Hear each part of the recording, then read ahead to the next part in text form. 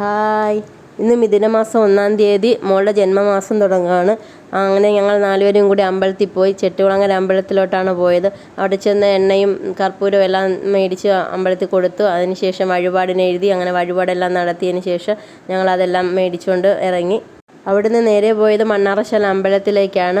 പോകുന്ന വഴി ഭയങ്കര മഴയായിരുന്നു. പിന്നെ ഇടയ്ക്ക് ബ്ലോക്ക്, ട്രെയിൻ പോകാൻ വേണ്ടിയിട്ടുള്ള ഒരു ബ്ലോക്ക് ഉണ്ടായിരുന്നു. അങ്ങനെ അവിടെ കുറച്ച് നേരം കിടന്നു.